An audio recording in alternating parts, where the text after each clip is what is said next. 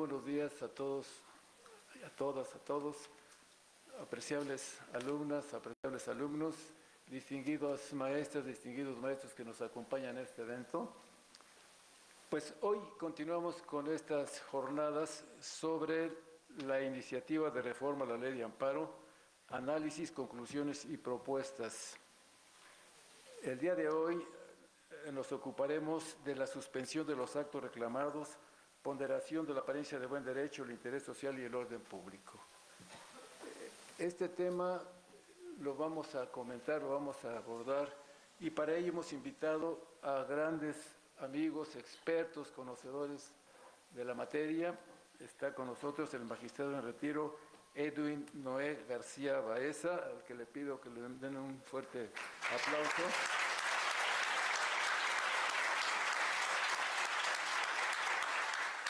El doctor Gustavo de Silva Gutiérrez. Vamos a escuchar las posiciones que, como hemos comentado y lo hicimos el día de ayer, la idea de este coloquio, de esas jornadas, y como nos ha sugerido nuestra directora, la doctora Sonia Venegas Álvarez, a la cual le agradezco siempre el apoyo para estos eventos. Como bien lo dijo el día de ayer en el seminario y en el colegio, el seminario de amparo y el colegio de profesores de garantías y amparo que preside este servidor, hemos seguido todas y cada una de estas reformas que se han venido dando en los últimos tiempos. Inclusive empezamos a abordar aquella iniciativa de reforma que se dio y que después se publicó en el Diario Oficial de la Federación de 16 de junio de 2024 sobre la suspensión de los actos reclamados. En esa ocasión se reformó, se derogó el párrafo final del artículo 129 de la Ley de Amparo, y también el artículo 148 se reformó para establecer que en las interlocutorias suspensionales en el amparo contra normas generales no se tendrían efectos generales. Desde esa ocasión se hizo el evento aquí. Posteriormente se realizó otro evento cuando se dio la reforma constitucional al Poder Judicial de la Federación de 15 de septiembre de 2024, una reforma de gran calado y que ha sido también motivo de preocupación, ya que esa reforma constitucional dio lugar a que ministras, ministros, magistrados, magistradas de circuito, juezas y jueces de distrito fueran electos por el voto popular. También aquí se discutió la iniciativa para que pues la facultad, siempre con la idea de buscar consolidar al Poder Judicial como Tribunal Constitucional Independiente, aportando ideas, y que en un momento dado pues eran fundamentales para ese logro que hemos anhelado de tener un tribunal constitucional, pero sobre todo un tribunal independiente. También se discutió aquí la iniciativa de reformas en materia de inimpugnabilidad de la Constitución, y esa reforma también se dio y se publicó en el Diario Oficial de la Federación de 31 de octubre de 2024, y ahí esa reforma adicionó una fracción, bueno, más bien un párrafo final al 105 constitucional, y se reformó el primer párrafo de la fracción segunda del 107 para establecer que ni el amparo, ni las controversias, ni acciones de inconstitucionalidad procedían en contra de las adiciones y reformas a la Constitución. Como se puede ver, la facultad ha estado al tanto de todos estos cambios y que hemos estado opinando, pero desde un punto de vista estrictamente jurídico-constitucional, pero tendente a mejorar, que se tenga un Estado constitucional democrático de derecho en el país, que se logre ese anhelo de un control de la constitucionalidad del poder político, del poder público, y sobre todo los medios de control como el amparo siga siendo el medio más eficaz para controlar el ejercicio del poder y la protección efectiva de los derechos humanos. Y en esa secuela también vimos las reformas que se dieron a la Ley de Amparo en 2025, la nueva Ley Orgánica del Poder Judicial de la Federación, y hoy también con esa preocupación estamos haciendo el análisis de la iniciativa de reformas a la Ley de Amparo, que, como comentábamos el día de ayer, la iniciativa fue aprobada por un dictamen que emitió la Cámara de Senadores como Cámara de Origen, y ya está circulando, ya llegó a la colegisladora, a la Cámara de Diputados.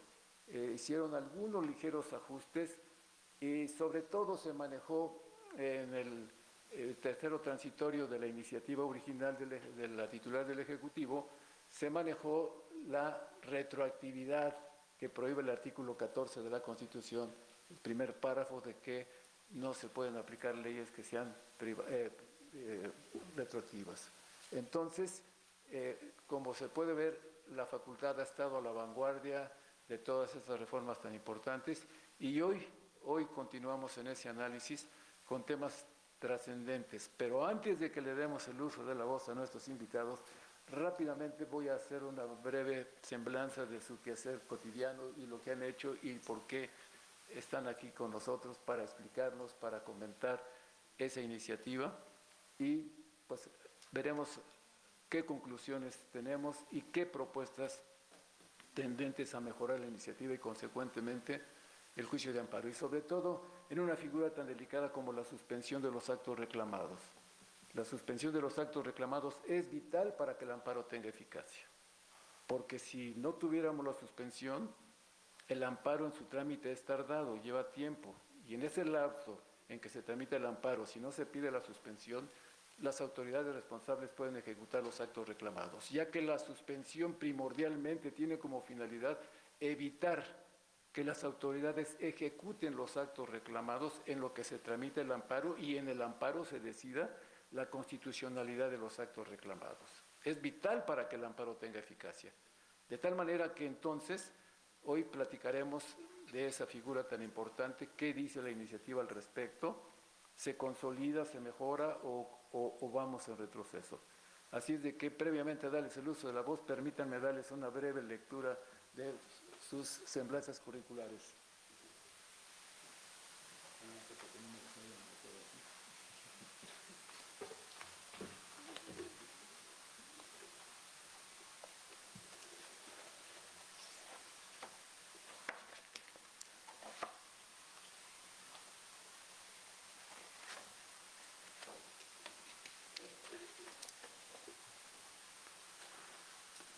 El magistrado en retiro Edwin Noé García Baeza es egresado de aquí, de la Facultad de Derecho de la Universidad de Yucatán. Ha hecho su carrera judicial hasta obtener el grado de magistrado de circuito, hoy en retiro, y dentro de los reconocimientos que ha tenido, es recipiendario de la medalla al mérito Manuel Crescencio Rojón, uno de los padres del amparo del Poder Judicial del Estado de Yucatán. Sí. Ha tenido varios reconocimientos, una larga trayectoria en el ámbito de la impartición de justicia constitucional. En tanto que nuestro siguiente expositor, el doctor Gustavo da Silva Gutiérrez, también es maestro, licenciado maestro y doctor en Derecho, especialista en Derecho Constitucional, en Ciencias Políticas y Derechos Humanos, y otros estudios adicionales en las universidades de México, Europa y Estados Unidos. Como ustedes pueden ver, expertos, conocedores de este tema tan importante que se abordará el día de hoy. Así es de que, pues sin más preámbulos, le damos el uso de la palabra al magistrado en retiro, Edwin García Baeza. Muchas gracias, magistrado, por acompañarnos y estar aquí en este evento tan importante.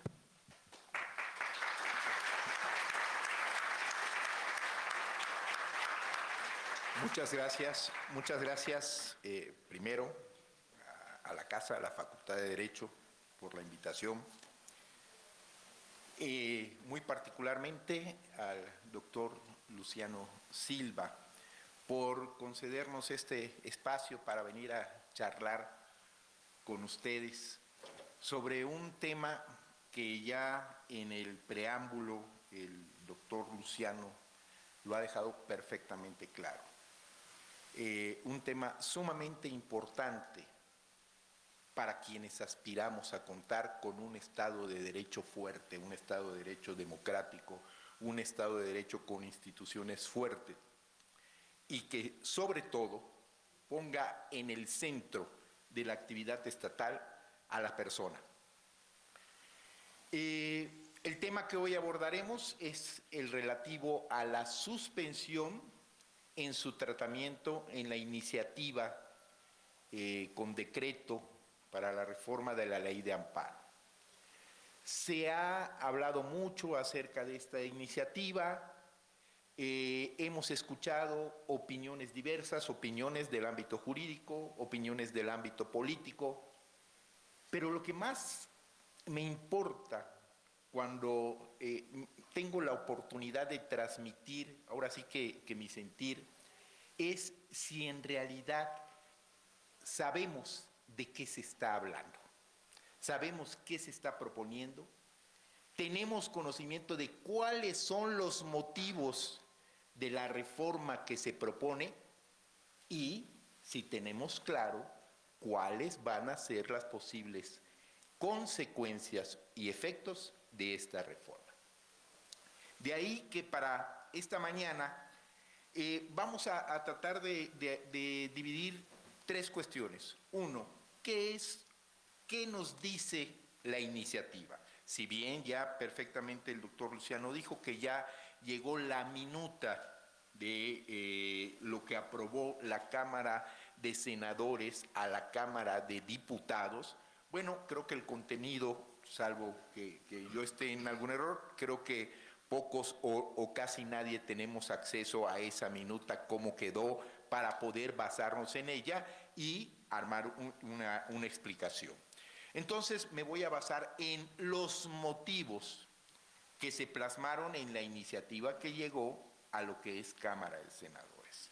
¿Qué es lo que dice la titular del Ejecutivo para justificar esta reforma en el tema de la suspensión? Sabemos perfectamente que el juicio de amparo es el máximo medio de control constitucional que tenemos en este país. Genuino, mexicano, conformado por ilustres juristas que en su momento aportaron y visualizaron, adelantándose a sus tiempos, un control constitucional de esta índole. La suspensión en el juicio de amparo es lo más relevante también. ¿Por qué? Porque como bien señaló el doctor Luciano, si no hay suspensión, se corre el riesgo de que durante la tramitación del juicio de amparo, pues simple y sencillamente la posible sentencia concesoria de amparo se vuelva nula, se vuelva estéril. ¿Por qué? Porque ya se agotó el acto reclamado en todos sus aspectos. Entonces, la suspensión es fundamental, pero también ha sido una de las figuras que más ha constituido una piedra en el zapato de las autoridades. Sabemos que el juicio de amparo nunca va a ser bien aceptado por una autoridad. ¿A quién de nosotros nos gusta que nos controlen? ¿A quién de nosotros nos gusta que nos cuestionen, que nos revisen, que pongan en duda las decisiones que tomamos día a día? A nadie, ¿verdad? Nos cuesta trabajo hasta en la familia, el papá, el padrino, el tío, el hermano, que vengan y nos cuestionen nuestras decisiones. Bueno, a la autoridad menos que nada. Pero el papel fundamental del juicio de amparo es eso. Es controlar los actos de la autoridad, es analizar la constitucionalidad y la legalidad de los actos de la autoridad. Y la suspensión tiene por efectos, por alcances, mantener vivo el litigio, mantener viva la materia de un juicio de amparo en tanto se decide. Y el hecho de que la suspensión sea otorgada en determinados efectos también molesta y también causa agravios a lo que es la autoridad. Bueno, ¿qué dice la iniciativa después de reconocer ella misma la grandilocuencia de nuestro juicio de amparo, de reconocer la propia iniciativa que es el máximo instrumento de control que es la garantía judicial por excelencia que va a tener por efectos la salvaguarda de los derechos fundamentales de las personas, bueno, también reconoce que la propia Constitución ha sido modificada en diversas ocasiones, junto con las leyes de amparo, las diversas leyes de amparo, la mayoría de las veces, ¿para qué? La mayoría de las veces para ampliar los derechos de los justiciables. Un motivo, por supuesto, razonable, un motivo que va perfectamente en la misma directriz y en el mismo camino de lo que esperamos de un juicio de amparo como protector de derechos humanos. Vamos a ampliar los derechos de las personas. En esa iniciativa se justifica que todas estas propuestas, el día de ayer interés legítimo, hoy abordamos suspensión, creo que en los días subsecuentes se abordarán plazos, términos, lo que es la tramitología del juicio de amparo, etcétera. Que todo esto está enfocado ¿para qué? ¿Cuál es el objetivo que se pretende? El fortalecimiento del juicio de amparo. Consolidar la institución como el recurso por excelencia. Bueno, y también deja entrever que van a aprovechar algunos espacios y algunas limitaciones que la autoridad ha identificado en la práctica. Vamos a ver si al final de esta charla se alcanza este objetivo o si la reforma en realidad va encaminada a ese objetivo. No perdamos esto, fortalecimiento del juicio de amparo. Cuando hablamos de un fortalecimiento de cualquier mecanismo, ¿qué es lo que entendemos? ¿Qué es lo primero que se nos viene a la mente? Bueno, su eficacia, que efectivamente lo que se determine en un juicio de amparo se respete. Que el juicio de amparo como mecanismo todos podamos acceder a él. Que no existan tantas trabas jurídicas, jurisdiccionales para poder acceder a este mecanismo. Esto es lo que se persigue, este es el fortalecimiento. Bueno, en el caso de la suspensión, esta iniciativa propone la reforma de los artículos 128, 129, 135, 138, 146, 148 y 166 de la Ley de Amparo. 128 y 129 que van de la mano. Podríamos establecer o clasificar en 4 las propuestas de reforma en lo que es la suspensión. Primero, y lo voy a mencionar como viene en la iniciativa, improcedencia de la suspensión por lesión del interés social o de disposiciones de orden público en materia administrativa. Siempre he sostenido que si hay 2 materias en el campo del derecho que van a ser las más presionadas, las más modificadas, son la materia administrativa y la materia penal, que son las materias que principalmente le interesa al Estado vía gobierno, de controlar y de tener cierto control absoluto de lo que sucede en estos campos. Bueno, la primera reforma es una adición al artículo 129, una fracción 16, que enuncia que la suspensión, esta medida cautelar, va a resultar improcedente en aquellos juicios de amparo en el cual se solicite y tenga como consecuencia que se permita el funcionamiento de establecimientos que no cuenten con el permiso, lo que desde mi punto de vista pues me resulta correcto. No tienes permiso, no puedes desempeñar determinada actividad, sobre todo si está arreglada por el gobierno.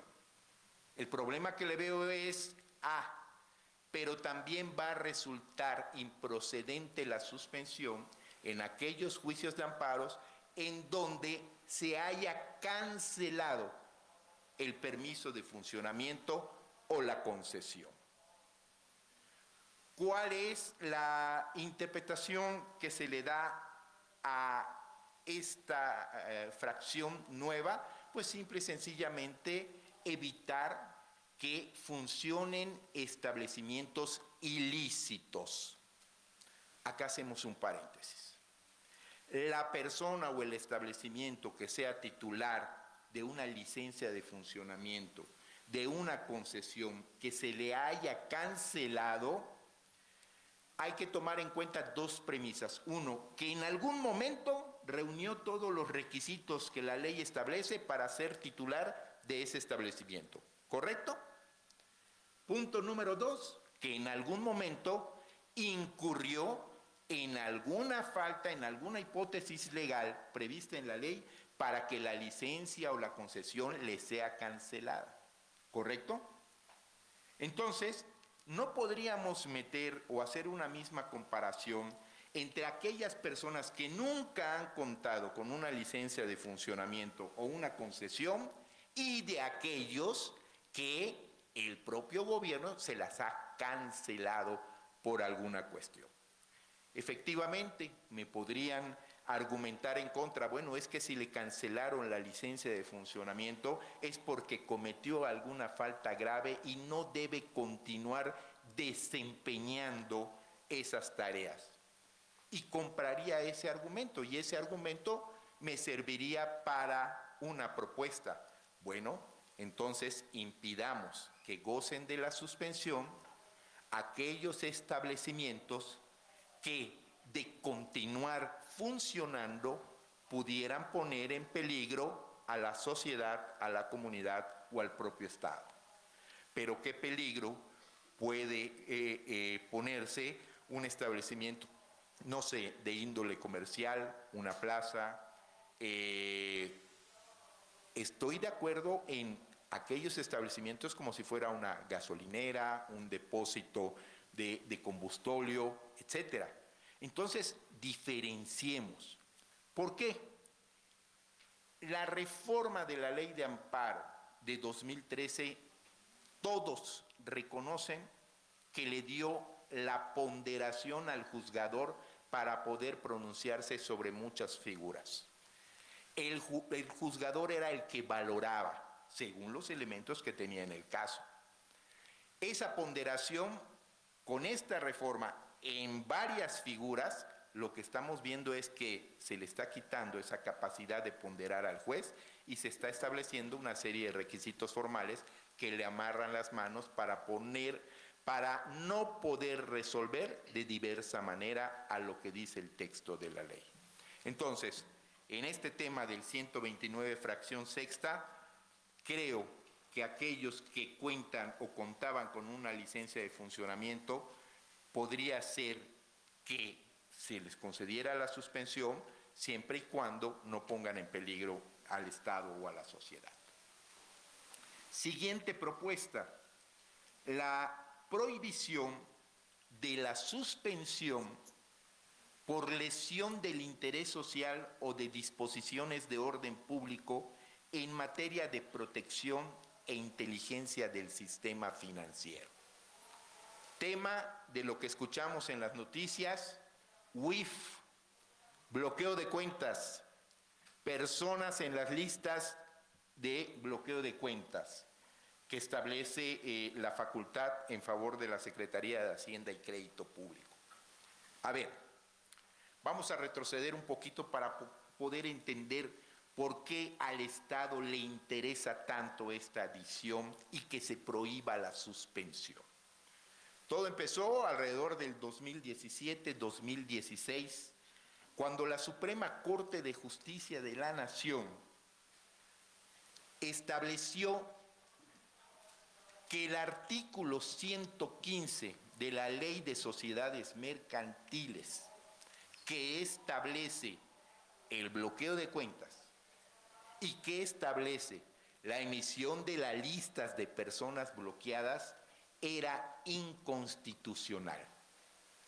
¿Cuáles eran las razones que dio la Corte en aquel entonces?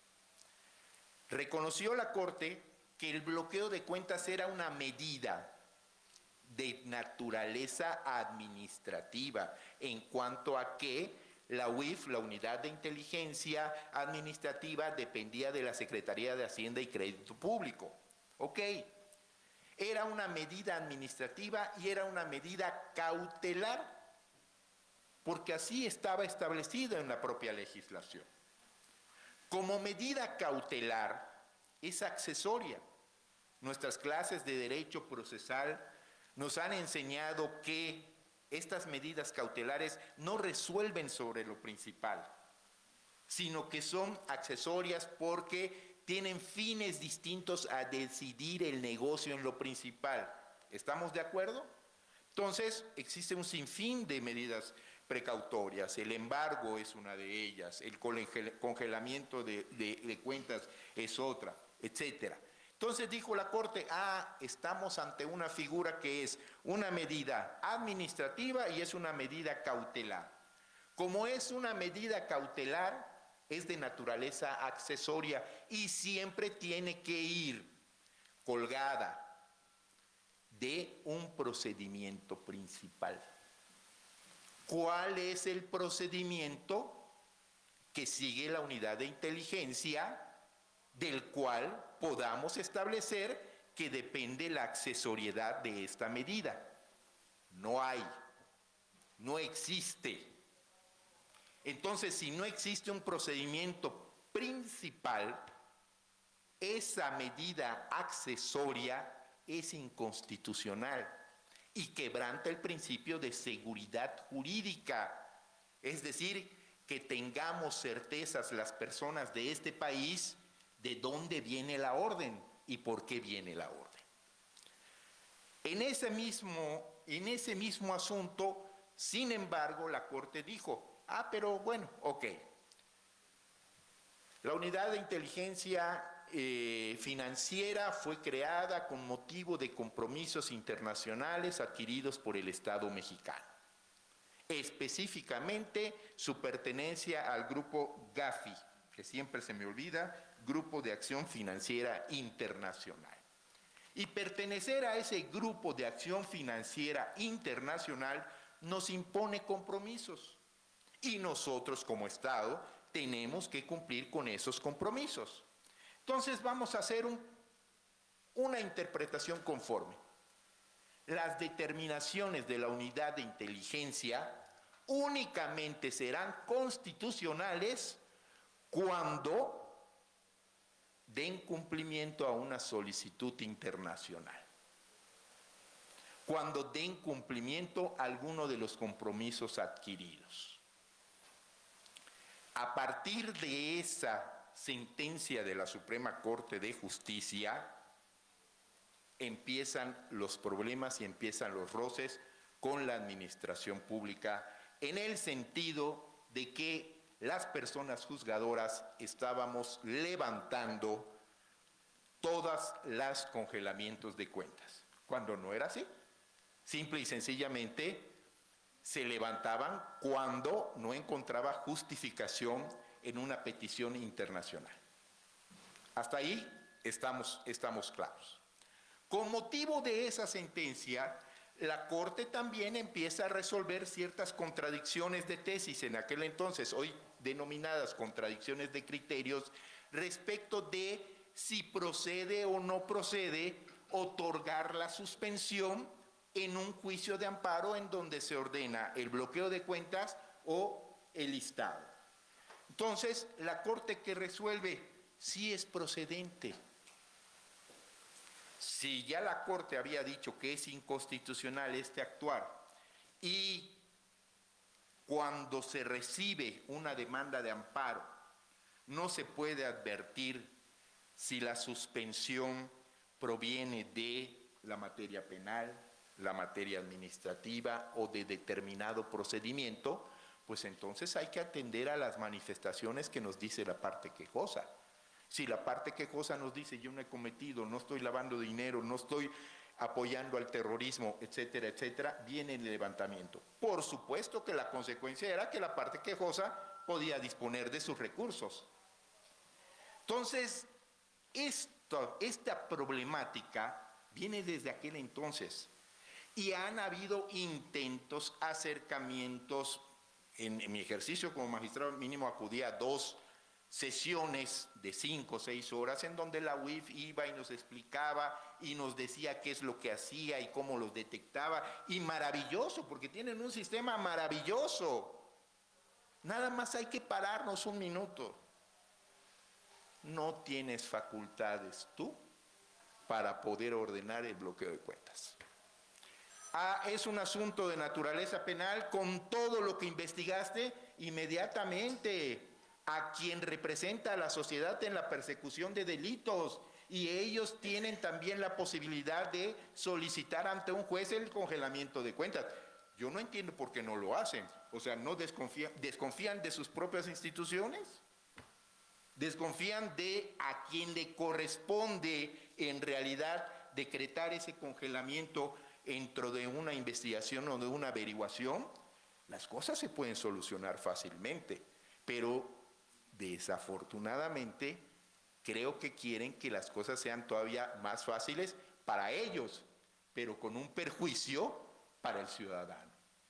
Entonces, en la propia iniciativa van ustedes a encontrar que nos presentan una serie de estadísticas. Nos dicen, del 1 de diciembre de 2018 a agosto de 2025 se fueron promovidos 3.659 amparos en los que se reclamó a la UIF los efectos de las listas bloqueadas.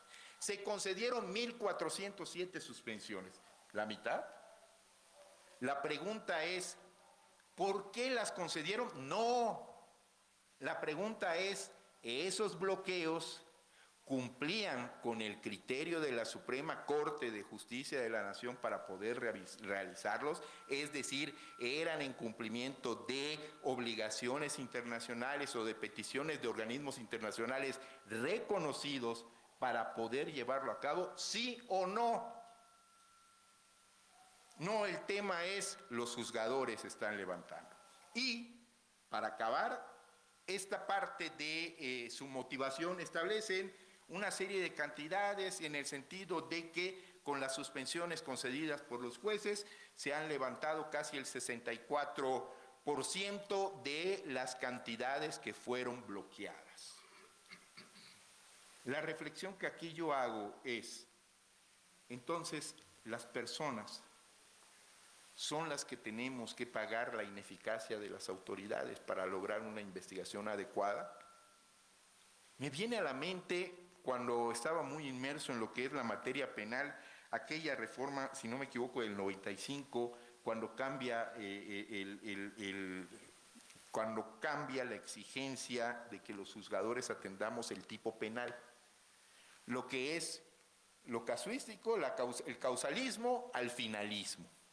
Una enmienda constitucional que cambiaba todo el chip a los juzgadores de la forma en que deberíamos de analizar desde el auto de formal prisión denominado en aquel entonces. ¿Qué fue lo que pasó con esa reforma? Los jueces empezamos ahora sí me tienes que aportar tales elementos y son más los que necesito porque ya no solo es el tipo penal casi completo, prácticamente era una sentencia que teníamos que analizar al momento de estudiar la constitucionalidad de un auto de formal prisión. Las autoridades no estuvieron al nivel y esa reforma se echó para atrás.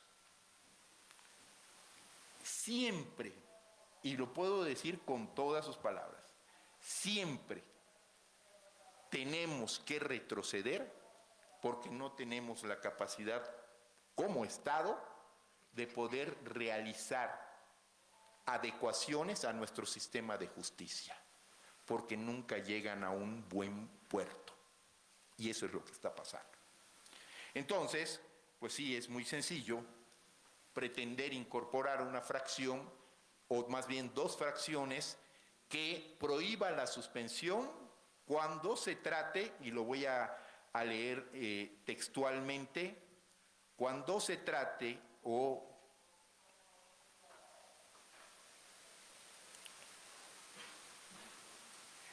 se continúe, es en la 16, se continúe, no, miento, perdón, se impida u obstaculice que la autoridad competente requiera, obtenga o disemine información financiera para la prevención y detección de operaciones con recursos de procedencia ilícita o conductas ilícitas relacionadas. Esta en realidad no le veo mucho. ¿Por qué? Porque los jueces, cuando se trate de la información, del requerimiento de información, los jueces en la suspensión la estaban negando, porque decía, no puedo impedir el funcionamiento del Estado. La 16 es, se continúe con la realización de actividades.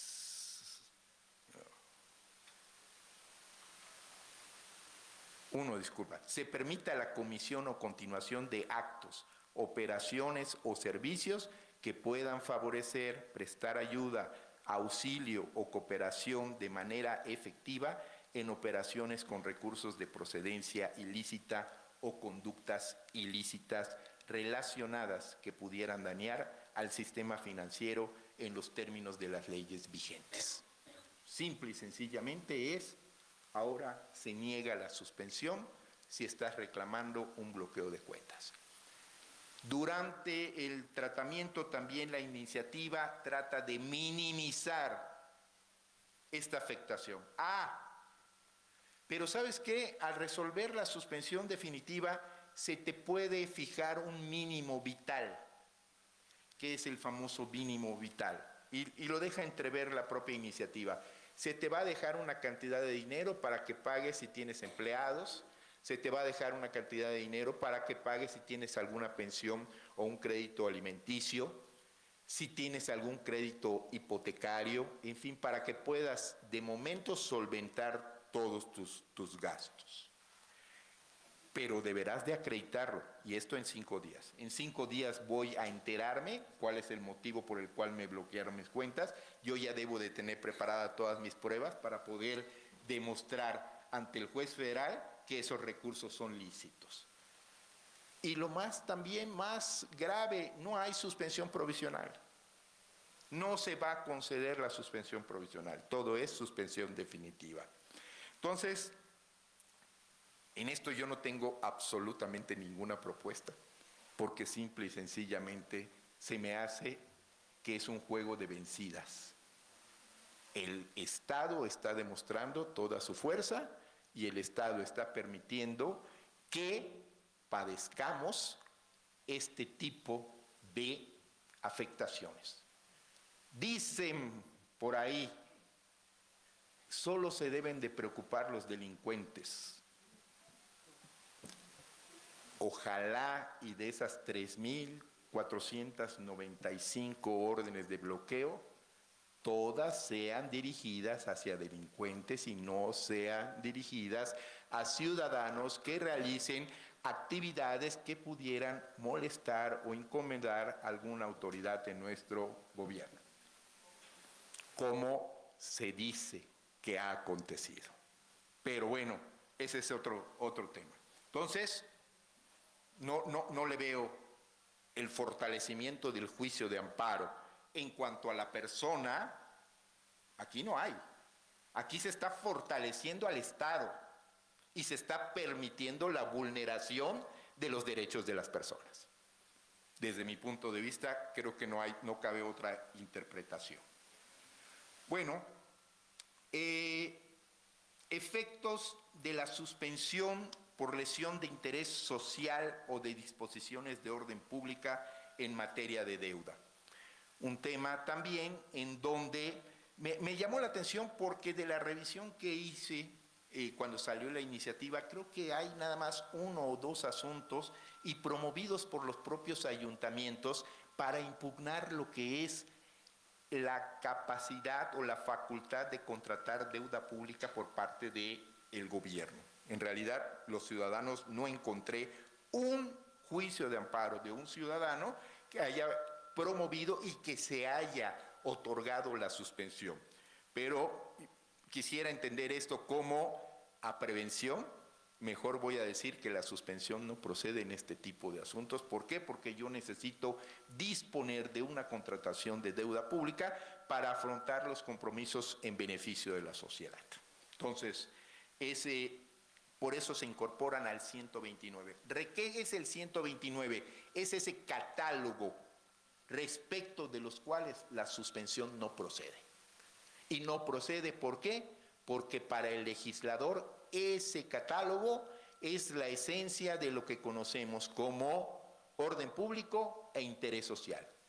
Le interesa a la sociedad. La sociedad está interesada, la sociedad se beneficia, la sociedad puede salir perjudicada.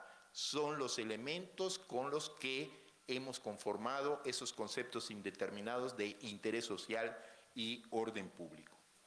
En cuanto a los efectos de la concesión de la suspensión del acto reclamado, cuando se trata de actos privativos de la libertad, específicamente orden de aprehensión, pues simple y sencillamente se incorpora una adhesión en el artículo 166, en el sentido de que cuando se trate de delitos calificados como graves en el texto de la Constitución, ¿cuáles van a ser los efectos de la suspensión? Aquí nada más voy a mencionar que esto es una reiteración de lo que ya existía. Ya existía que en tratándose, nada más rápidamente para clarificar, tenemos un catálogo de delitos en nuestros códigos penales. El legislador, según la intensidad, la afectación que la sociedad sufre de cada una de esas conductas, los ha clasificado en graves y no graves. Los delitos no graves tienen un tratamiento procesal distinto, más laxo, más fácil. Los delitos graves, pues a nivel constitucional establecieron que todos ellos es necesariamente prisión preventiva oficiosa. Entonces, el tratamiento en el amparo es distinto. El tratamiento cuando se trata de delitos graves, el juez únicamente le va a decir al quien está solicitando el amparo: persona quejosa, sí se te concede la suspensión, pero es para que quedes recluido en el lugar que te encuentres, a disposición de la autoridad en cuanto al procedimiento y a disposición de este juez constitucional en cuanto al amparo. Efectos favorables para la persona quejosa, no, pues no, en realidad va a seguir privada de su libertad. Esa es la distinción y eso es lo que están recalcando. Hay también ahí una incorporación de que la garantía que se ofrezca para la suspensión después de 5 días, si no es ofrecida, pues simple y sencillamente se podrá ejecutar la correspondiente orden de aprehensión, que es algo que ya existía. Y por eso al principio de mi intervención decía, a ver, ya se habían eliminado esos formalismos, ese checklist que al juzgador, como dijeran por ahí, simple y sencillamente ejecutaba la ley. Ya cumpliste con A, ya cumpliste con B, ya cumpliste con C. En la reforma, en la ley de amparo del 2013 ya era valorarás, podrás ponderar qué elementos tienes. Los catálogos de los hechos que pueden verse en un amparo no son exactamente los mismos. Un argumento, una prueba, una situación de hecho puede cambiar la decisión con justificación. Y el legislador no es el Hércules a los que se refieren en materia de argumentación, es decir, no tiene en la mente todas las posibles hipótesis que se puedan presentar bajo una figura. Por eso al juzgador hay que dejarlo ponderar, hay que dejarlo valorar. Si no confiamos en nuestros jueces, ¿a qué Estado de Derecho aspiramos? Creo que por mi parte dejo hasta aquí la intervención. Si hay alguna pregunta con posterioridad que quisieran ahondar, con muchísimo gusto. Muchas gracias.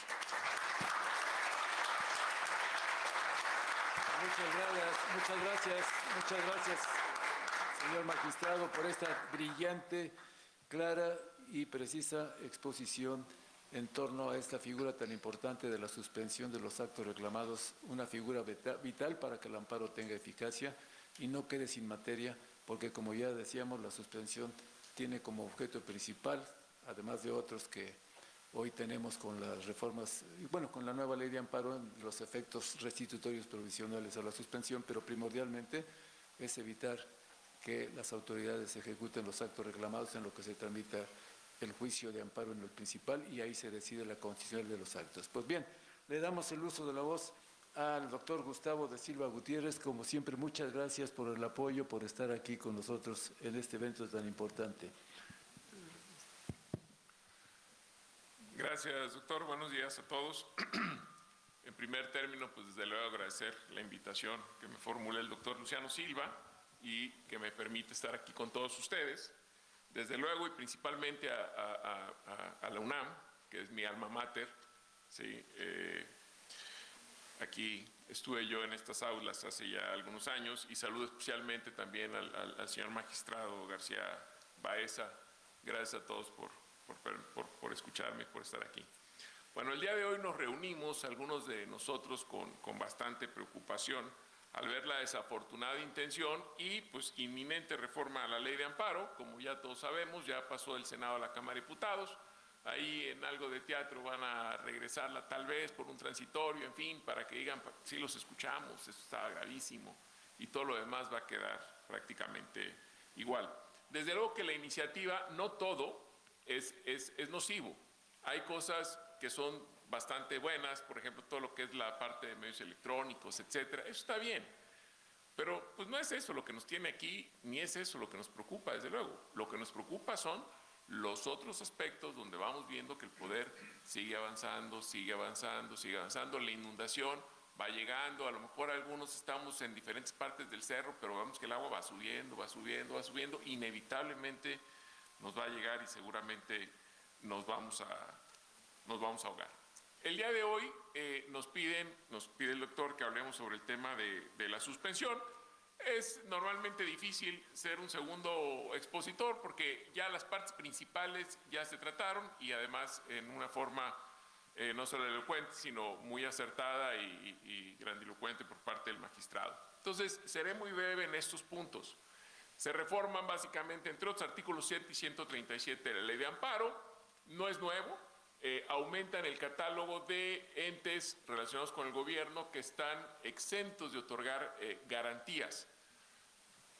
Sé que la gran mayoría de los que están aquí son alumnos, todavía les falta un poco el desarrollo de lo que es el juicio de amparo, en fin, pero para ciertas figuras en el amparo es necesario garantizar. Voy a garantizar por los daños que puedan generarse al determinar una cierta medida. Cuando yo estaba en estas aulas, los profesores nos explicaban, nos decían, no, a ver, el gobierno no tiene obligación de garantizar porque se presume su solvencia. Entonces, no va a haber problema.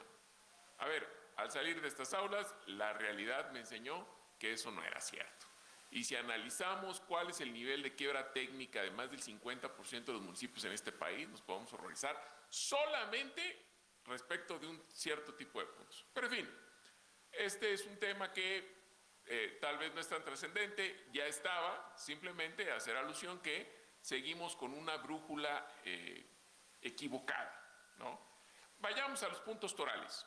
Una de las cosas que es realmente grave es que ahora con esta iniciativa se establece como requisito el que se surta la apariencia del buen derecho para otorgar la suspensión. A ver, el tema de apariencia del buen derecho fue un tema que desde mi punto de vista fue mal instrumentado desde el principio. Primero surgen unas tesis y ya posteriormente pasa a la ley de amparo. A mí desde esa época, como estudioso del amparo, seguidor del derecho constitucional, etcétera, me pareció que iba en contra de la técnica del amparo. Sin embargo, era algo bueno para los quejosos, era algo bueno para la ciudadanía. Y yo además como abogado litigante, pues desde luego que lo usaba y en todas mis demandas decía apariencia del buen derecho.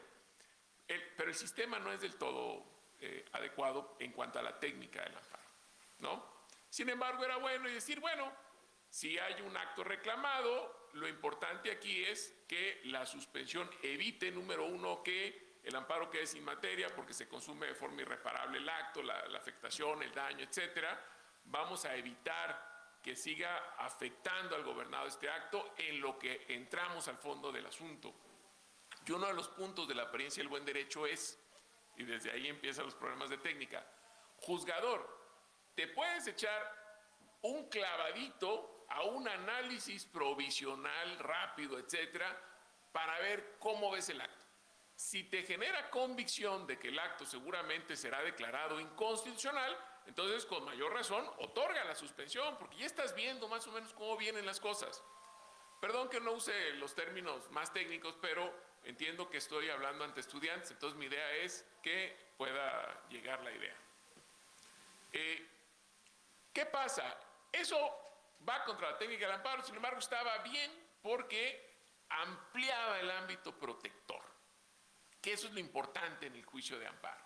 Y con eso voy a finalizar, pero lo voy adelantando. El juicio de amparo se creó para amparar, para proteger, para detener el ejercicio del poder en contra de los gobernados, ¿sí? Entonces, ¿qué es lo que pasa ahora? Ya ahora la apariencia del buen derecho no es un elemento que le permita al juez generarse una convicción para conceder la suspensión, sino que dice la iniciativa y la minuta, no, tienes que ver si se surte la apariencia del buen derecho para otorgar la suspensión. A contrario sensu, no hay apariencia del buen derecho, entonces niegas la suspensión.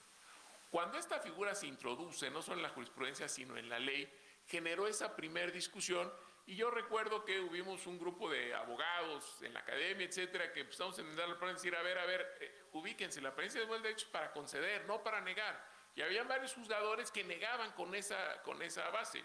Y ahora lo ponen en la ley. Fíjense la diferencia. No es lo mismo que sea un requisito para otorgar la suspensión, aunque sea un elemento que me genere convicción para concederla.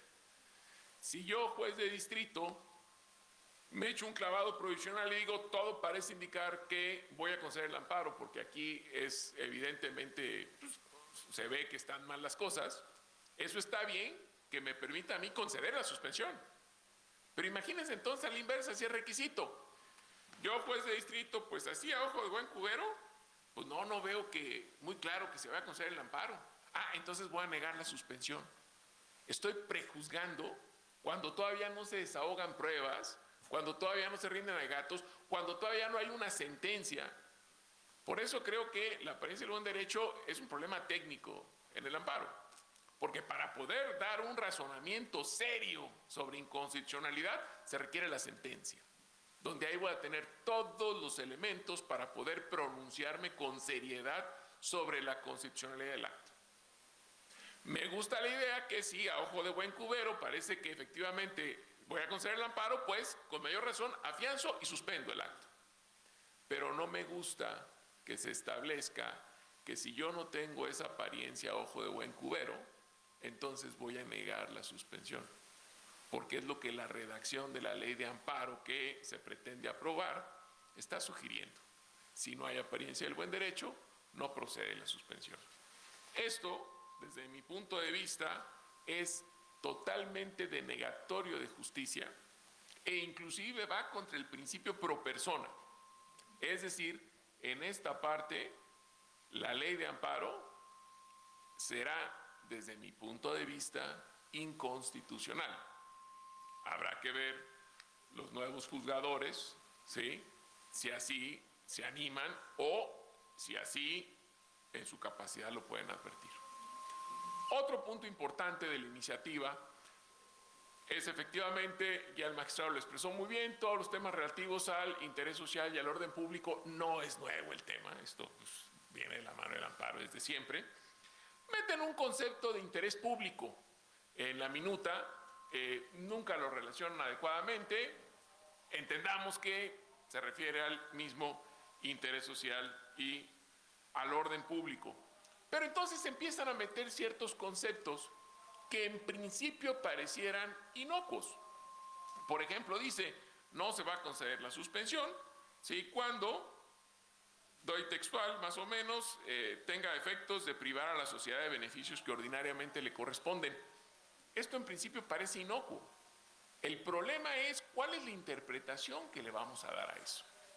Y entonces empezamos a meter elementos para que la mente del juzgador empiece a divagar y eventualmente empiece a negar suspensiones en ciertos temas, porque no vaya a ser que esto le debe de corresponder a la sociedad, ¿no? Entonces, si con la suspensión podemos evitar que se haga efectivo la orden judicial de que no se permite el desalojo de estas personas porque pues, a la sociedad le corresponde tener una vivienda digna, entonces no importa que se aguante el quejoso, ¿sí?, que quede con su bien desposeído.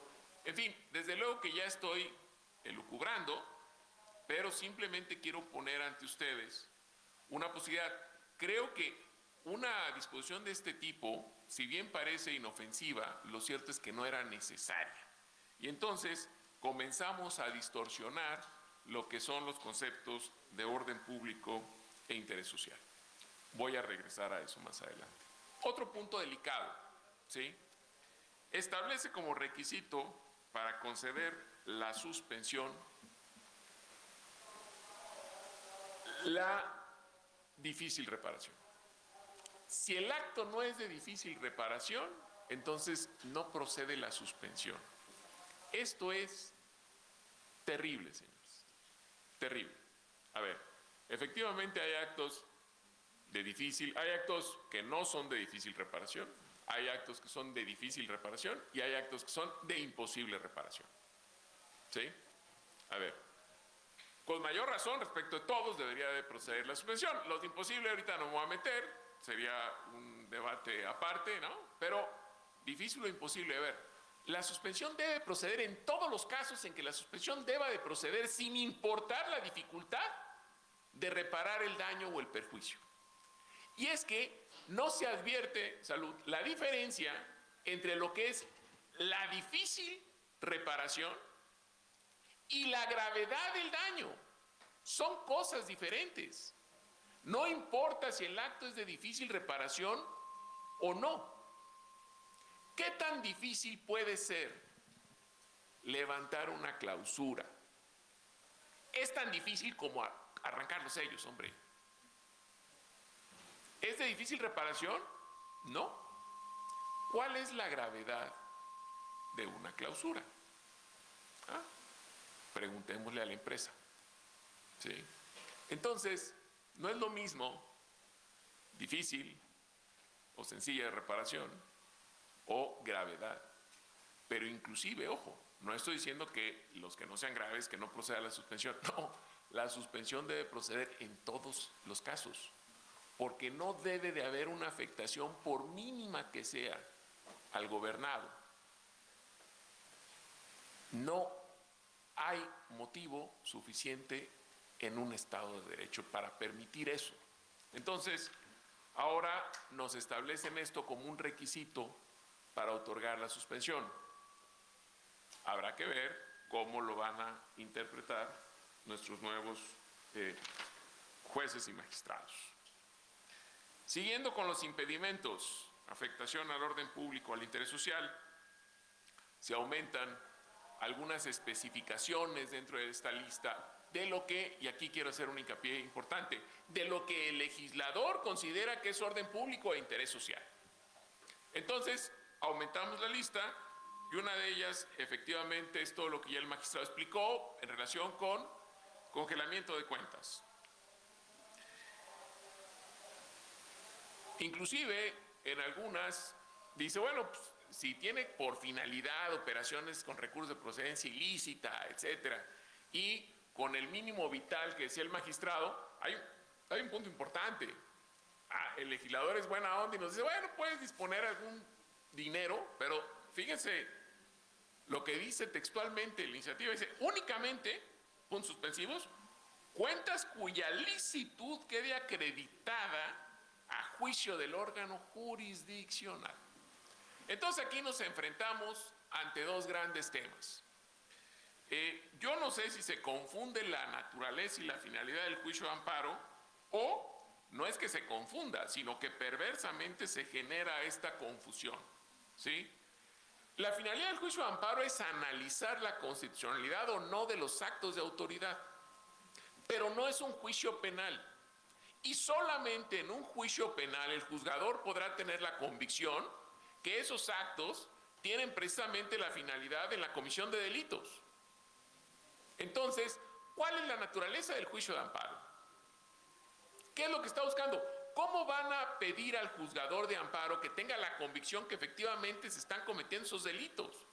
¿Por qué? Porque si estoy generando operaciones con recursos de procedencia ilícita, etcétera, pues estoy cometiendo delitos. Y le pido además al quejoso, ¿sí?, que él me acredite que la cuenta es lícita. Está mal redactado. ¿Cuál es el alcance de ese tema de la licitud? La abrí en el banco del, no sé, de las corcholatas, o hasta qué punto. O la cuenta es lícita o los recursos que hay en la cuenta. Es decir, están generando una serie de elementos que van a llevar a mucha confusión, pero que al final van a lograr el objetivo buscado, que es dar un cheque en blanco a la actuación de la autoridad, ¿sí?, en muchos aspectos que además son de fondo. A lo mejor precisamente el motivo del amparo es determinar que no es cierto que está acreditado que hay operaciones de procedencia ilícita. Eso es un tema de fondo del amparo. Es un tema que se debe resolver en la sentencia del principal, no en el incidente de suspensión. Pero entonces le piden al juez de amparo que determine ya la licitud. Entonces, son algunas reflexiones, y que algunas pueden ser más complejas para muchos de nosotros o de ustedes son alumnos. Otras van a ser más fáciles de captar para aquellos que ya tienen cierta experiencia en el manejo del amparo. Nada, les voy a decir una cosa, el congelamiento de cuentas, ¿sí?, inclusive va a dejar a las personas, en cierta medida, hasta sin posibilidad de contratar abogados. ¿De dónde? ¿Verdad? Pero bueno,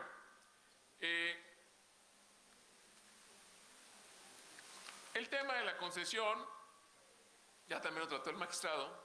Me parece que es un abuso y es una aberración, porque no se limita solamente a los temas de concesión, sino que incluye permisos y autorizaciones. Entonces, no va a proceder la suspensión. Efectivamente, cuando se restrinja, cuando se revoque, etcétera. La pregunta es, ¿cómo va a continuar operando, ¿sí?, esa actividad si ya no tiene, déjense la concesión, simplemente la autorización? ¿Cuánto tiempo puede seguir operando? ¿Cuál es la finalidad y qué se busca con esto? ¿Saben ustedes la cantidad de actividades que en este país requieren concesión, licencia o autorización? La pecera que tomamos todos los días, el taxi que tomamos, requiere precisamente una concesión, una autorización, un permiso. ¿No tienen ustedes una idea de la cantidad de actividades que dependen de eso? Y entonces, ahora resulta que estamos a total expensas de la autoridad. A partir de ahora y de esta iniciativa, ¿en serio creemos que Aeroméxico va a osar decir que la política del gobierno no es correcta? ¿Cuánto tiempo puede Aeroméxico subsistir sin operar sus vuelos? Un amparo puede durar 8 meses, si vamos rapidito, y es sencillo, que no sería el caso de una concesión de una línea aérea.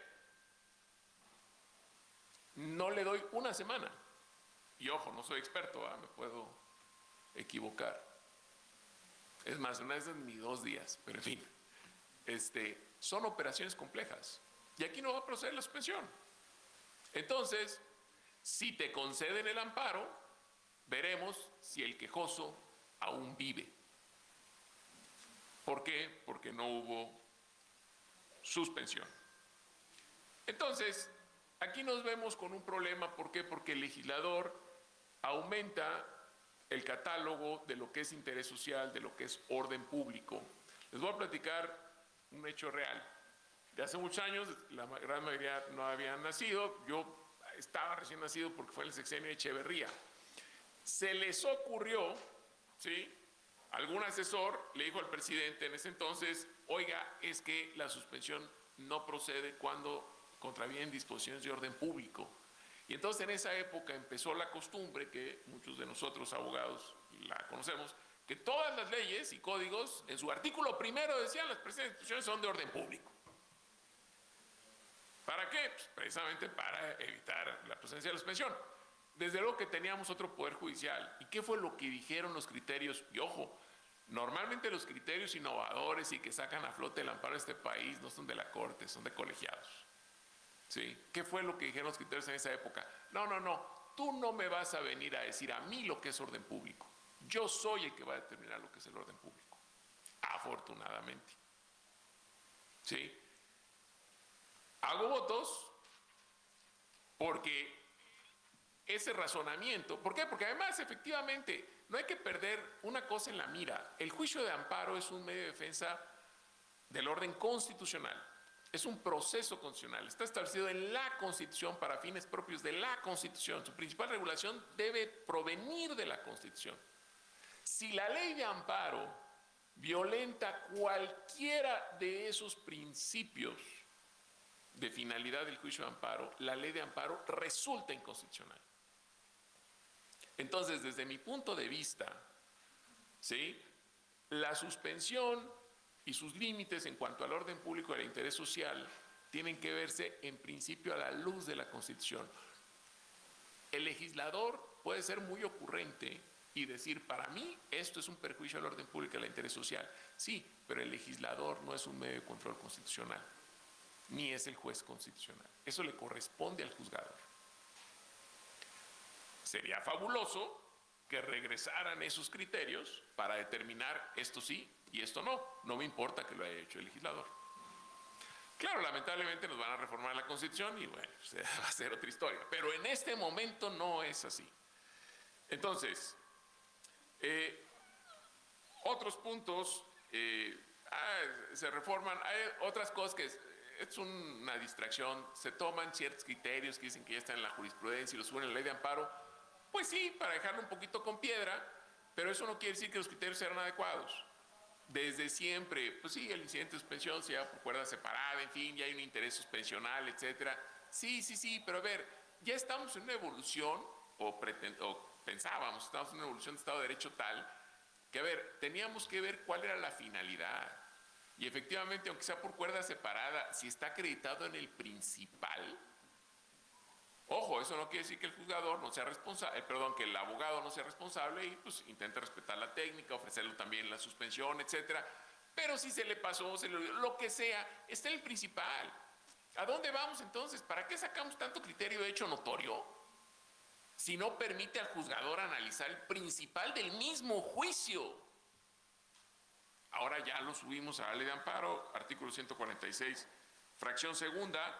166 efectivamente ya estaba antes, pero pensamos que habíamos evolucionado con el tema de la suspensión en materia penal. Efectivamente, que no hay la suficiente tecnología para permitir, sobre todo en algunos casos, que se enfrenten los procesos penales en libertad. En serio, la idea es que en todos los casos nos están diciendo: no, es que hay narcotraficantes malísimos. En serio, en todos los casos es así. En este país, en serio, todo es un tema de narcotraficantes malísimos y de secuestradores malísimos. ¿Con qué dificultad se puede inventar en este país una causa penal? Hasta ahí la dejo. Para tener a una persona 2 años, 3 años en prisión. En todos los casos es así, entonces. En todos los casos es así. Entonces, seguimos retrocediendo. El señor magistrado usó un término muy elegante y dijo: las 2 materias que preocupan al gobierno es la administrativa y la penal. Yo, pues como estoy frente a alumnos, para aterrizar mejor la idea, digo, a ver, el gobierno normalmente tiene dos garrotes, la persecución de delitos y el cobro de contribuciones. Son las dos principales armas de cualquier gobierno. Aquí se le siguen desatando las manos para que actúe con toda libertad. Claro, dicen, no, pero es para ir contra los malos. El tema es que una vez que tienes el garrote, el dueño del garrote lo puede usar contra los malos y contra los buenos y contra quien quiera. ¿Por qué? Porque ya tiene el poder. Y esta es parte de la teoría con la que quiero terminar, que son preocupaciones reales. A ver, el Estado moderno, ¿sí?, que surge precisamente a partir, creo que la primera constitución propiamente de un Estado moderno, la Constitución de los Estados Unidos, pero bueno, a partir de la Revolución Francesa, empieza a surgir, empezamos a tener un Estado moderno que tiene ciertas finalidades y sí se ve realmente como un pacto, precisamente la creación de una organización social que debe ser en beneficio de la comunidad. Esto es muy importante, ¿por qué? Porque cuando hablamos de Estado muchas veces usamos como sinónimo de gobierno y eso es falso. El gobierno es simplemente un elemento del Estado. Nosotros también somos Estados. Nosotros somos población, que es otro elemento del Estado. Y el Estado es una organización que en teoría nos damos todos en un pacto social, en un acto constitucional, como quieran verlo. Son las reglas del juego que se van dinamizando, se van reformando, se van cambiando para hacerlas acorde a la sociedad que seguimos manteniendo, pero esa debe de ser nuestra guía. ¿Qué tipo de organización tenemos como sociedad? Desde luego, tiene que ser compleja. Pues somos 140 millones de habitantes, de mexicanos ya. Entonces, bueno, claro, para 140 millones de personas, pues la organización debe ser bastante compleja. Pero en realidad, el Estado está ahí, en la Constitución. El Estado no es el gobierno. El Estado somos todos. El gobierno ejerce el poder que nosotros como sociedad creamos o constituimos precisamente para ordenarnos. Esto no es una idea, no es una idea antiquísima. ¿Cuántos autores? Los que quieran, todos estudiados en esta facultad. De tener el poder. De tener el poder. Porque una vez que lo creamos y se lo damos o lo confiamos a un organismo, en cualquier momento puede regresar contra nosotros. Pero el Estado somos nosotros. Y entonces paso a una segunda idea, que es la idea de lo que es el Estado de Derecho. Una cosa es el Estado y otra cosa es el Estado de Derecho. El Estado de Derecho es un concepto que precisamente permite identificar a ciertos estados que cumplen con determinadas características. ¿Y cuál es la finalidad del Estado de Derecho? Yo lo resumiría en esto, es someter ese poder público que creamos al derecho. Es la única garantía que tenemos para evitar que ese Estado o ese poder público, se vuelva contra nosotros. Someter el poder al derecho. ¿A qué derecho? Al que está precisamente en ese acto constitucional, en ese pacto que todos nosotros formamos para organizarnos. Parte de ese sometimiento del poder público al derecho son los controles. Hay diversos tipos de controles, hay controles políticos, pero hay controles jurídicos. Y los controles jurídicos, que son también de distintas intensidades, hay controles de legalidad, de convencionalidad y de constitucionalidad, que son ya los plus, ¿sí? Precisamente lo que van a hacer es mantener vigente ese acuerdo o ese pacto social o esa norma constitucional. No todo Estado moderno es un Estado de Derecho, ¿sí? Pero para ser Estado de Derecho se requiere Estado moderno con determinadas características que sometan el poder al derecho. Entonces, cuando no hay esas características, precisamente se debilita el Estado de Derecho y precisamente pueden asumir el poder gobiernos dictatoriales o totalitarios. Y entonces, como no hay esos controles, no solamente el gobierno soy yo, sino que el pueblo soy yo y el Estado soy yo. Muchos de nosotros identificamos perfectamente esta frase de Luis, rey francés, en la época del Estado absoluto. Entonces, una de las principales finalidades del Estado de Derecho es precisamente evitar estas dictaduras, estos totalitarismos, este uso abusivo del poder, es someter el poder al derecho. Y yo lo que les quiero comentar, y ya con esto concluyo, esto y una idea más, el derecho es la única cadena que mantiene atado al Leviatán y que evita que se voltee y nos engulla a todos en cualquier momento. El amparo es pilar fundamental en este esquema y en este sistema que es extremadamente complejo. Y yo quiero terminar nada más con recordando a todos, porque muchos ya la conocen, una leyenda, una vieja leyenda del siglo que habla de un hecho ocurrido en el siglo XVIII con Federico II el Grande, rey de Prusia, la famosa leyenda del molinero. Recuerden ustedes que recuerden ustedes que en la leyenda dice que estaba el rey, construyó su palacio nuevo y había un molino cuyo ruido le molestaba. Entonces mandó a sus empleados a decirle al molinero que le compraba el molino. Y el molinero dijo que no, porque era su medio de subsistencia. Entonces el rey se molestó. Pues, ¿cómo me va a decir a mí que no? Entonces dijo, o me lo vendes o lo destruyo. Y el molinero contestó, su majestad, aún hay jueces en Berlín. Yo con esto concluyo y quiero dejar la siguiente interrogante. ¿Podemos nosotros contestar igual que el molinero? La reforma judicial fue preocupante, ¿sí? Seguimos teniendo jueces en Berlín y ahora el medio de control se está afectando en su efectividad. ¿Podemos contestar igual que el molinero? ¿Aún hay jueces en Berlín? ¿Cómo vamos, México? Muchas gracias a todos.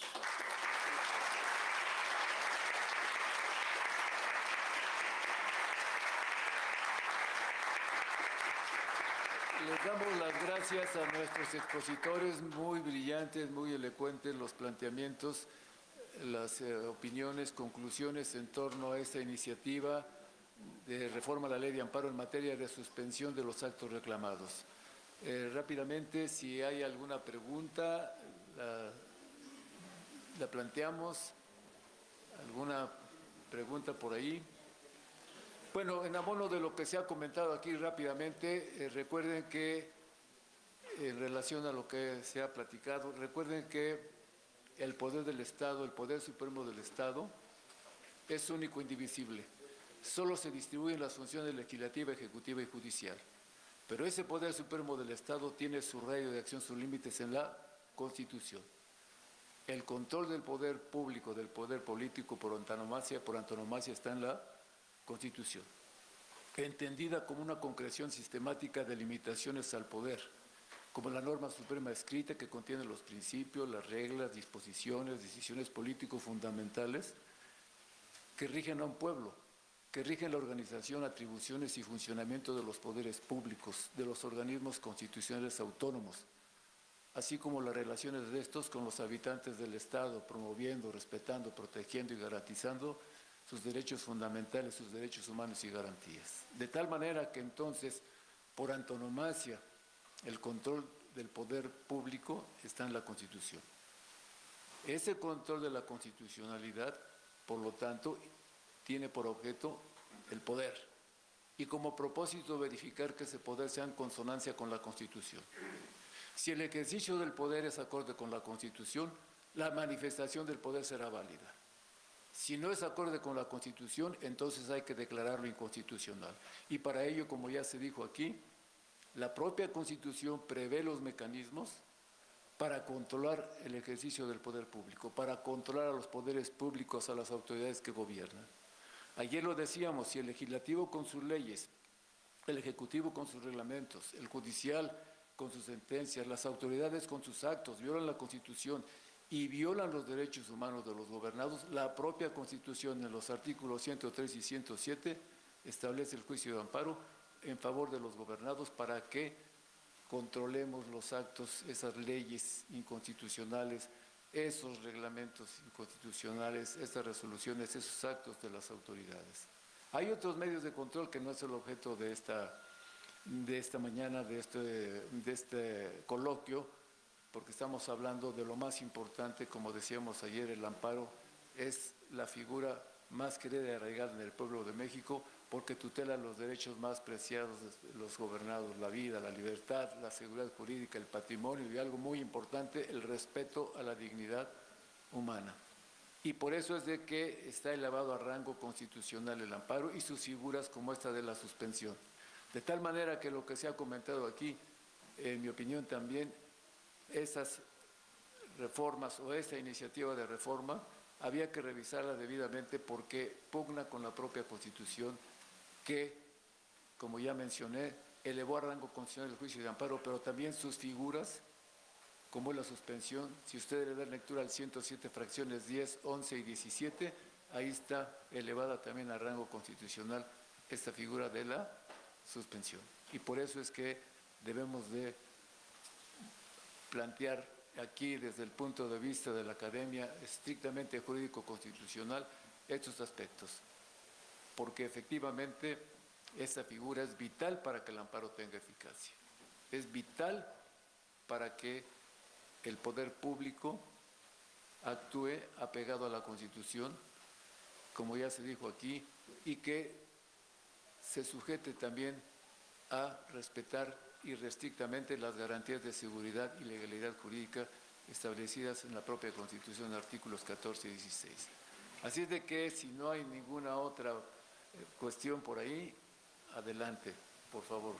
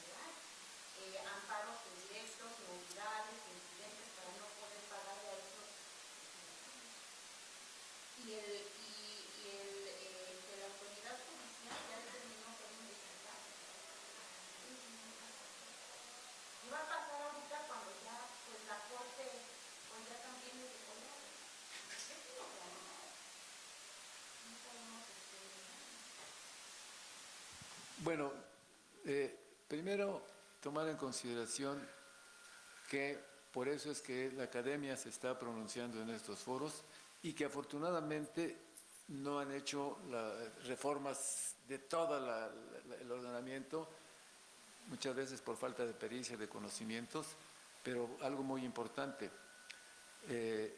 la realidad pues muchas veces hay que atenderla, por eso es que decía yo ayer que romper el cerco de los libros, ir al pleito callejero, porque ahí es donde se hace el abogado, ver la realidad, qué es lo que está ocurriendo. ¿Vivimos en un Estado constitucional democrático de derecho o qué nos falta? ¿Qué ocurre? ¿Hemos logrado los fines del derecho, el bien común, la justicia, la seguridad? ¿Qué está pasando? ¿Nuestros medios de control han sido efectivos? ¿El propio poder público está acatando las interlocutorias suspensionales? ¿Está cumpliendo cabalmente con las sentencias de amparo? ¿Qué es lo que tenemos que hacer? ¿Qué es lo que tenemos que buscar? Por ejemplo, hoy en una iniciativa que mañana se va a comentar, pues en esta del cumplimiento de la ejecución de las sentencias, ahora resulta que en la ley está dando la facultad a los responsables que determinen cuándo hay imposibilidad material o jurídica para el cumplimiento. ¿Para qué? Para que incluso se les exima de responsabilidad. Eso va en contra de la fracción 16 del 107. El que incumple se le separa el cargo. Pero afortunadamente hay un recurso de inconformidad que podemos hacer valer en contra de esas declaraciones de los responsables de imposibilidad material y jurídica para el cumplimiento. Y afortunadamente todavía hay magistrados de circuito con carrera judicial, cuando menos de aquí al 2027. Por eso es preocupante y por eso decíamos nosotros que era de gran trascendencia que la academia se pronunciara y que se hicieran notar las propuestas, los análisis que se hacen aquí y que afortunadamente hoy con los medios que se está difundiendo el evento a través de esos medios, pues muchas veces hay gentes que están escuchando. Quizás abrigo yo la esperanza de que uno de los líderes de la Cámara revisora, pues es profesor de la facultad y seguramente se entera de estas cuestiones. Pero bueno, lo que yo voy es a la realidad. Como abogados, ¿qué tenemos que hacer? Afortunadamente ahí tenemos ese recurso de inconformidad. Incluso tenemos la manera de impugnar la propia ley de amparo, como comentábamos el día de ayer. Si bien es cierto que hay una causal de improcedencia expresa, decía yo ayer en el 61, fracción 9 de la ley de amparo, que no procede el amparo en contra de resoluciones pronunciadas en el trámite de amparo y en ejecución de las mismas, les dije, sin embargo, ya existe el criterio de que sí se puede impugnar la ley de amparo. Es decir, en un Estado constitucional democrático de derecho, como se hablaba aquí, nada debe de quedar fuera de control de la constitucionalidad. Ninguna norma general, ningún acto de autoridad. La ley de amparo es reglamentaria, decía yo ayer, no nada más de los artículos 103 y 107, sino también del artículo 1 de la Constitución. Pero no es la Constitución en sí misma. Y también podemos impugnarla a través de los propios recursos que establece la propia ley de amparo. Ahora, nosotros también, cuando tuvimos el evento sobre la iniciativa de reformas constitucionales para establecer que no procede el amparo contra adiciones y reformas a la Constitución, que no proceden las controversias constitucionales y acciones de inconstitucionalidad del 105, nosotros hemos planteado que de la manera en que está redactado, incluso que se basaron en la fracción primera del artículo 61 de la ley de amparo, que el amparo es improcedente contra adiciones y reformas a la Constitución, sin embargo nosotros hemos planteado que sí debemos de interponer amparo contra las adiciones y reformas tendentes a reformar la Constitución, no a la Constitución en sí misma considerada. Y pues también queríamos pedirle peras al olmo que se hiciera una reforma al 135 en donde expresamente se estableciera qué partes de la Constitución pueden reformarse y cuáles no, algo semejante a lo que hay en la Constitución Federal de Alemania en el artículo 79. Ahí sí nos dice qué partes pueden reformarse y cuáles no. Y con eso cualquier detentador del poder, ya sean los tricolores, los amarillos, los azules, los morados que lleguen al poder, si ya tenemos eso en la Constitución, aún con el subterfugio de tener mayoría calificada para reformar la Constitución, esas partes ya no podían reformarlas. Sería fabuloso, y creo que lo que hacemos aquí en la academia va a llegar el momento en que se va a cristalizar, y las nuevas generaciones, porque los que ejercen el poder se olvidan que es efímero, y cuando ellos dejen el poder son los primeros que cuando vengan en su contra los que llegan a detentar el poder, y son los primeros que para defenderse van a decir, sácame un amparo. Y les vamos a decir, ¿cuál amparo? Si tú mismo lo destruiste. Entonces creo que la academia debemos de ser positivos, buscar la manera de darle solución. Como dice el dicho popular, hay que buscarle 3 pies al gato, pero hay que hacer algo. Y creo que tenemos que hacerlo todos, porque no debemos de perder de vista que el único medio que tenemos para protegernos de los actos arbitrarios del poder público es el amparo. Y por eso ha despertado interés, resonancia esta iniciativa, y esperemos que pues siga esa inquietud para que pues, logremos el amparo que ha tenido sus tropiezos, pero que al final de cuentas ha ido evolucionando. Así como fue surgiendo el amparo y que se fueron dando figuras como el principio de definitividad para agotar los medios de defensa y ordinarios antes de ir al amparo, para evitar las cascadas de amparos y frenar esas cuestiones, pero se ha ido evolucionando, se ha ido superando, y cuando la noche se vea más oscura, tratemos de hacer algo para que las cosas cambien. Magistrados, si quieren hacer algún comentario. Acá creo, y acá también levantaron la mano. A ver. Muchas felicitaciones por sus participaciones enormes que nos abrigan a los académicos. La anterior integración de la Suprema Corte de Justicia emitió el criterio de que el juicio de amparo es un recurso efectivo a los que se refieren los tratados internacionales. Esta nueva integración no sabemos qué criterio traiga, pero la pregunta es, ¿el juicio de amparo estará dejando de ser un recurso efectivo en los términos de los tratados internacionales? Porque nos va limitando y nos va acotando en diversos rubros que ustedes amablemente han mencionado, e incluso sobre la imposibilidad de controvertir vía juicio de amparo las reformas a la Constitución que nos afectan, como lo decía el doctor Gustavo, a todos los gobernados. Esa sería mi pregunta.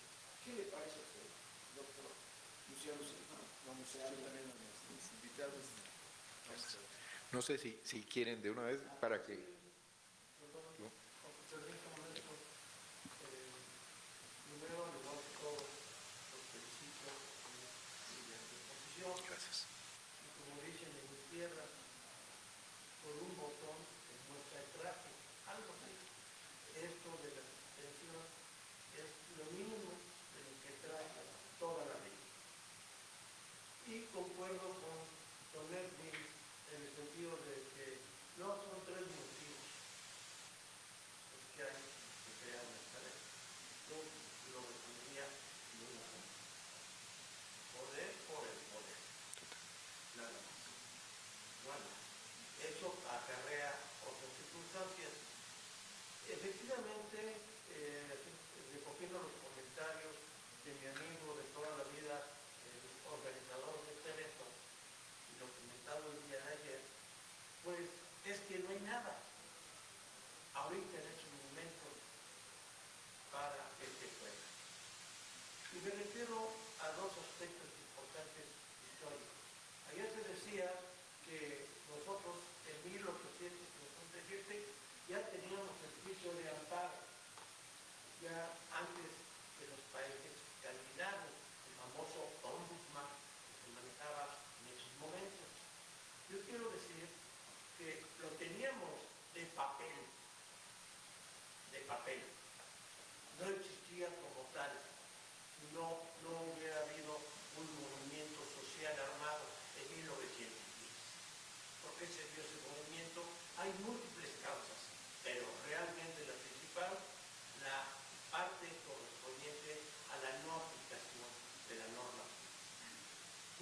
ese país, con todo, y cuando surge la moda de la Virgen de Guadalupe y el amparo, yo creo que en estos momentos ya el amparo dejó de ser respetado y seguiría solamente la Virgen de Guadalupe o más arriba para los mexicanos, porque realmente estamos ante una situación bastante difícil. El compañero acaba de preguntar de la nueva integración de la Corte. ¿Qué tipo de Corte tenemos? ¿Qué tipo de magistrados existen? ¿Qué tipo de jueces de distrito que no sabían redactar? Ya renunciaron 17 porque no pudieron con el paquete. Los otros lo están asesorando por conservar la chamba, los secretarios de estudio y cuenta, etc. Pero nosotros, ¿qué tenemos? Nada. El Estado de Derecho ya no existe ni para esta generación ni para las que vienen. Esta generación de alumnos es la más vulnerable porque está entre el limbo de lo que vivimos nosotros, si no lo vivieron ellos, y lo que se está viviendo y lo que va a venir. Yo creo, así como un acto de fe, en las palabras de Santo Tomás de Aquino, que dice que llega un momento en el cual el príncipe es injusto con los impuestos y con las resoluciones, no le queda más remedio que levantarse en armas. Muchas personas piensan que el derecho a la revolución es algo novedoso del siglo XX. No, eso ya es desde el siglo XIV-XV. Santo Tomás de Aquino dice que el príncipe no puede ir más allá de la voluntad popular. Y vamos a encontrar en su libro Summa contra Gentiles y otros más, que es la sublevación. ¿Qué nos falta a nosotros, le pregunto yo a los magistrados, para hacer?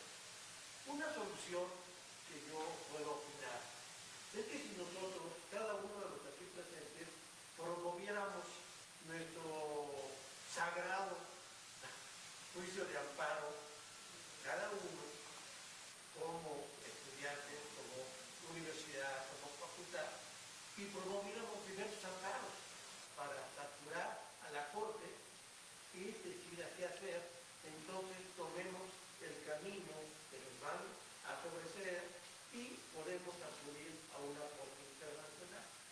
Pero hay que hacerlo. No va a funcionar así. Les voy a contar una anécdota que pasó en esta facultad. El anterior presidente estaba molestando a un amigo, profesor de esta facultad. Lo molestaba y lo regaba acá en su mañanera, comentarios. Y ese amigo, pues no por mucho, no doy más datos porque van a adivinar quién es. Y le dije, mira, yo creo que debes hacer. Pues si es un despacho muy prestigiado, pertenece a un partido prestigiado, demanda al presidente. Demándalo. A ver cuántos aguantan. Por lo menos una gran parte se les van a ir los años. Desde ahí ya hay una violación procesal importante y esto multiplicado puede llegar a que tú vayas a la Corte Internacional. Pues mi amigo me dijo que ya dejara de estar fregando, porque de lo contrario él lo iba a demandar porque le conocía ciertas cosas. Santo remedio. Documento. La Corte, no esperemos, jóvenes, que vaya a resolver sobre la constitucionalidad de la persona. No lo esperemos. No lo va a hacer. Nunca. Además de su incapacidad, eso es importante entenderlo, su incapacidad y aparte no lo va a hacer nunca. Es un títere más de este juego. Necesitamos buscar mecanismos alternos para jugar con la insurrección y jugar con el derecho para poder atacar. El enemigo es el Estado en ese momento, no es nuestro amigo. Es un comentario que quiero hacer. Bueno, si me permiten muy rápidamente tratar de encontrar esto. A los tres comentarios. Ya tengo algún tiempo impartiendo cátedra en mi alma mater, que es la Universidad Autónoma de Yucatán, y en maestría. Se me acercaban los alumnos y me decían, ¿para qué estudiamos una maestría ¿para qué estudiamos la carrera de Derecho? Yo creo que, al contrario, no debe haber desánimo en este momento. Y lo digo consciente y seguro de estas palabras. Creo que es el momento del licenciado en Derecho, de la licenciada en Derecho, del profesionista de Derecho. Creo que es el momento de los abogados y las abogadas. ¿Qué va a pasar? No lo sabemos. No tenemos una bola de cristal para conocer el futuro. ¿Qué es lo que tenemos que hacer? Uno, primero, generar una idea fuerte de comunidad, que siento que en este país cada vez es más débil. El individualismo nos está ganando. Tenemos que generar la idea de comunidad fuerte. Dos, el estudio del derecho, por supuesto, lo acaban de decir muy bien. Si conocemos cuáles son las alternativas que tenemos, por muy Estado, por muy gobierno, como bien dijo el doctor, por muy gobierno, el profesionista del derecho va a poder al menos guiar a los que no tienen el lujo de estudiar esta carrera ni tener este título, guiar cuáles son las opciones que tenemos. Tres, foros como este, universidades, gremios como los colegios de abogados tienen que posicionarse. Llevamos años repitiendo lo mismo y aún no lo logramos. No podemos posicionarnos como un gremio fuerte, como un gremio que sea escuchado. Creo que en eso tenemos que seguir trabajando. Y creo que el desánimo no puede apropiarse de nosotros. En el sentido de la Corte, la historia de la Corte nos ha dado muchas versiones. Hemos tenido versiones de todos. Algunas se están repitiendo, otras para nosotros fueron excelsas.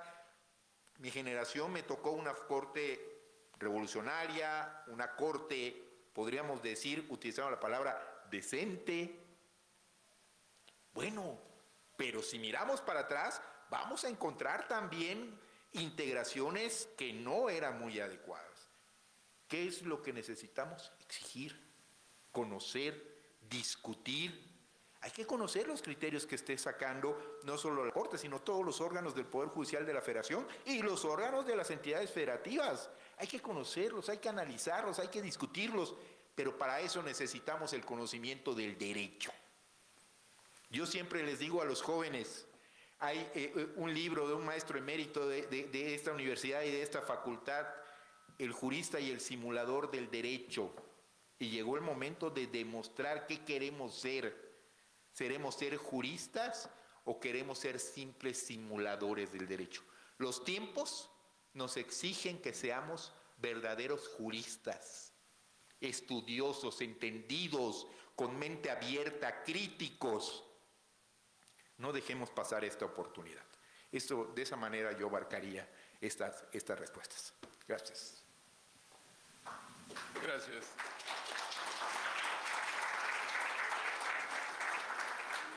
Yo, bueno, simplemente intentar dar contestación a dos comentarios. No hay mucho que contestar, efectivamente, estamos en un problema, ¿no?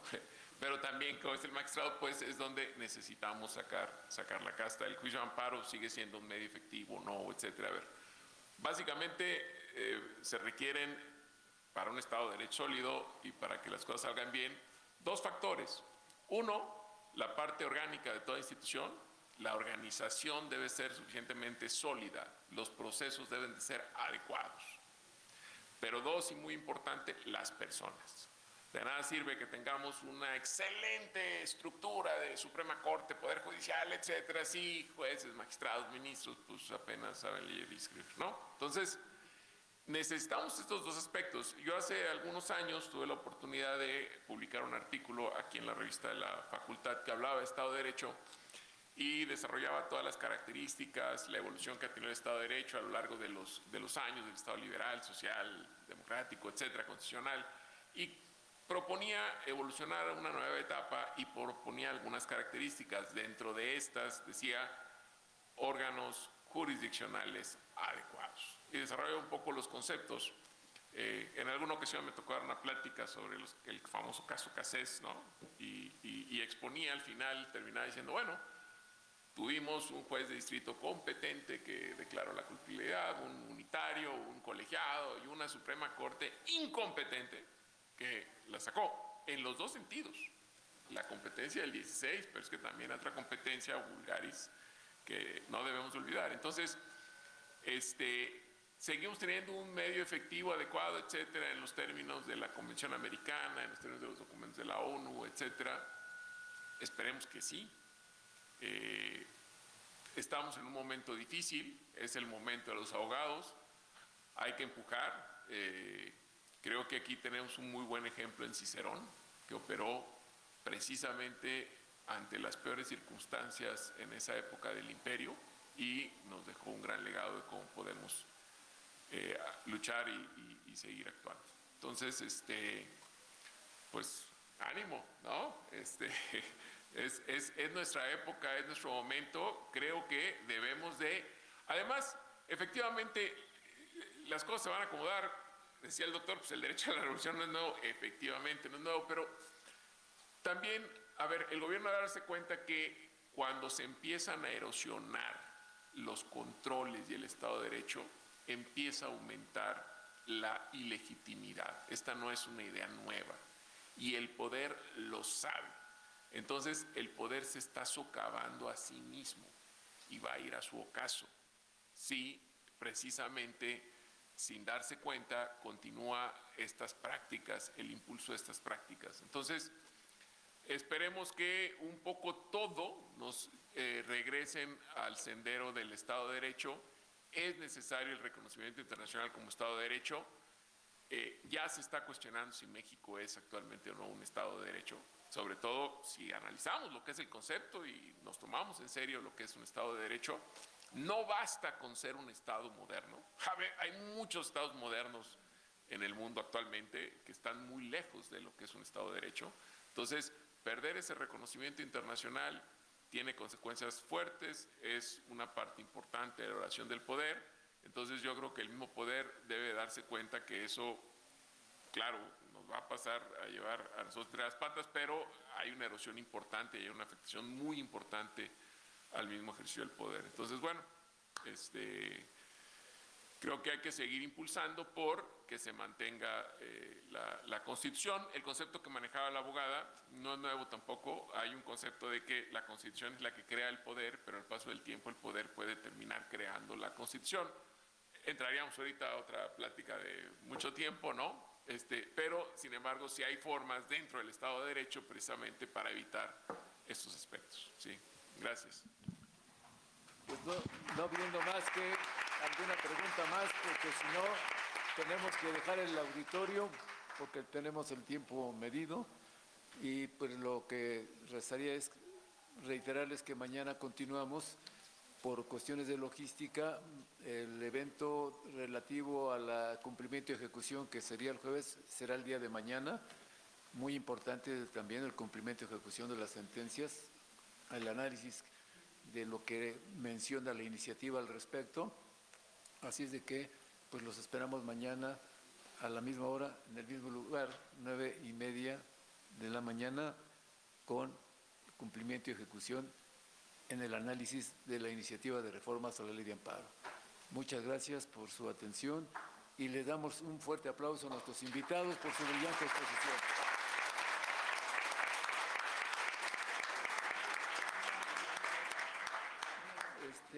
Les tengo, no me entregaron los reconocimientos, pero